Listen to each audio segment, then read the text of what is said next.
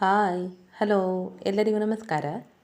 ಇವತ್ತಿನ ವಿಡಿಯೋದಲ್ಲಿ ಹರಿವೆ ಬೆಂದಿ ಹೇಗೆ ಮಾಡೋದು ಅಂತ ನೋಡುವ. ಒಂದು ಅರ್ಧ ಕಪ್ ಪಚ್ಚೆ ಹೆಸರನ್ನು ತಗೊಂಡಿದ್ದೇನೆ. ನಾನು ನೆನೆ ಹಾಕಿಲ್ಲ, ನೆನೆ ಹಾಕಿ ಮೊಳಕೆ ಬರಿಸಿ ಕೂಡ ಹಾಕಿಕೊಳ್ಬೋದು. ಇದಕ್ಕೆ ನೀರನ್ನು ಸೇರಿಸಿ ಕುಕ್ಕರಲ್ಲಿ ಬೇಯಲಿಕ್ಕೆ ಇಡ್ತಾ ಇದ್ದೇನೆ. 3-4 ವಿಸಿಲ್ ಆಗಬೇಕು. ವಿಸಿಲ್ ಆಗ್ತಾ ಇದೆ. ಮಡಕೆಗೆ ಚಿಕ್ಕ ಹೆಚ್ಚಿಟ್ಟಂತಹ ಹರಿವೆಯನ್ನು ಹಾಕ್ತಾ ಇದ್ದೇನೆ.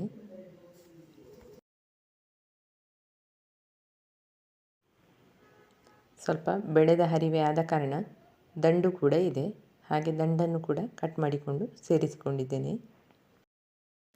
ಈಗ ರುಚಿಗೆ ಬೇಕಾದಷ್ಟು ಉಪ್ಪು, ಅರಸಿನ ಹುಡಿ,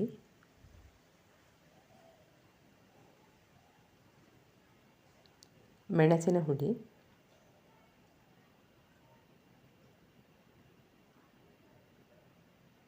ಒಂದು ತುಂಡು ಬೆಲ್ಲ,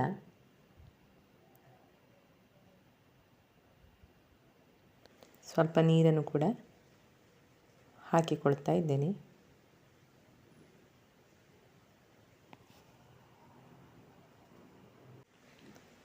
ಇದನ್ನೀಗ ಒಂದು ಪ್ಲೇಟ್ ಮುಚ್ಚಿ ಬೇಯಿಸಲಿಕ್ಕೆ ಇಟ್ಟಿದ್ದೇನೆ. ಮಿಕ್ಸಿ ಜಾರಿಗೆ 1 ಕಪ್ ಕಾಯಿ ತುರಿ,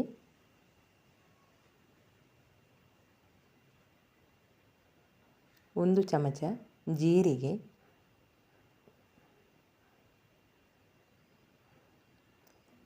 ಸ್ವಲ್ಪ ನೀರನ್ನು ಸೇರಿಸಿ ನೈಸಾಗಿ ರುಬ್ಬಿಕೊಳ್ಬೇಕು. ಹರಿವೆ ಬೇಯ್ತಾ ಉಂಟು ನೋಡಿ.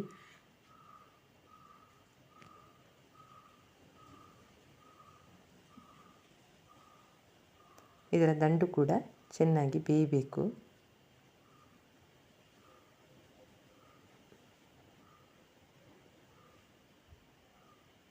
ಇನ್ನು ಒಂದು ಸ್ವಲ್ಪ ಹೊತ್ತು ಬೇಯಿಸಿಕೊಳ್ಬೇಕು. ಕುಕ್ಕರಿನ ಪ್ರೆಷರ್ ಎಲ್ಲ ಹೋಗಿದೆ. ಈಗ ಇದನ್ನು ಓಪನ್ ಮಾಡಿಕೊಳ್ಳುವ. ನೋಡಿ, ಪಚ್ಚೆ ಹೆಸರು ಚೆನ್ನಾಗಿ ಬೆಂದಿದೆ.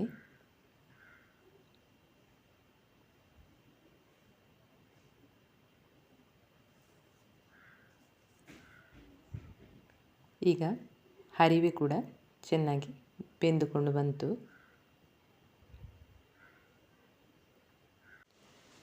ದಂಡು ಕೂಡ ಚೆನ್ನಾಗಿ ಬೆಂದಿದೆ. ಇದಕ್ಕೀಗ ಬೆಂದಂತಹ ಪಚ್ಚೆ ಹೆಸರನ್ನು ಕೂಡ ಸೇರಿಸಿಕೊಳ್ತಾ ಇದ್ದೇನೆ.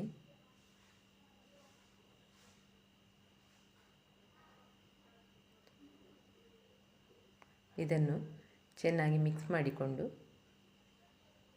ಕುದಿಸಿಕೊಳ್ಬೇಕು. ಇದು ಚೆನ್ನಾಗಿ ಕುದಿದಾಗ ಇದಕ್ಕೆ ರುಬ್ಬಿದ ಮಿಶ್ರಣವನ್ನು ಸೇರಿಸಿಕೊಳ್ತಾ ಇದ್ದೇನೆ.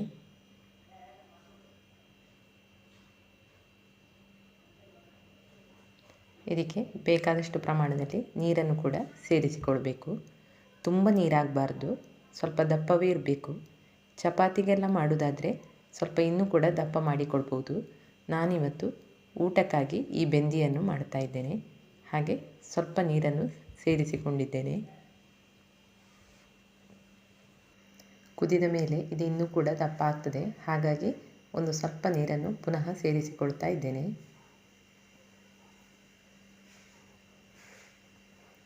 ಇದೀಗ ಚೆನ್ನಾಗಿ ಕುದಿಬೇಕು. ನೋಡಿ, ಕುದಿಲಿಕ್ಕೆ ಆರಂಭ ಆಗಿದೆ. ಈಗ ಸ್ಟವ್ ಆಫ್ ಮಾಡಿಕೊಂಡಿದ್ದೇನೆ. ಒಗ್ಗರಣೆಗೆ ಸ್ವಲ್ಪ ಸಾಸಿವೆ ಎಣ್ಣೆಯನ್ನು ಹಾಕಿಕೊಂಡು ಸಿಡಿದಾಗ ಕರಿಬೇವನ್ನು ಸೇರಿಸಿ ಇದಕ್ಕೆ ಹಾಕಿಕೊಡ್ತಾ ಇದ್ದೇನೆ. ಬೆಳ್ಳುಳ್ಳಿ ಮತ್ತು ಒಣಮೆಣಸನ್ನು ಒಗ್ಗರಣೆಗೆ ಸೇರಿಸಿಕೊಳ್ಬೋದು. ಅನ್ನ, ಚಪಾತಿ ಯಾವುದರ ಜೊತೆಗಾದರೂ ಈ ಬೆಂದಿ ತುಂಬ ರುಚಿಯಾಗಿರ್ತದೆ. ಇವತ್ತಿನ ಊಟಕ್ಕೆ ಒಂದು ತಂಬುಳಿ ಕೂಡ ಮಾಡಿಕೊಂಡಿದ್ದೇನೆ. ತೊಂಡೆಕಾಯಿ ಪಲ್ಯ, ಕುಚ್ಚಲಕ್ಕಿ ಅನ್ನ,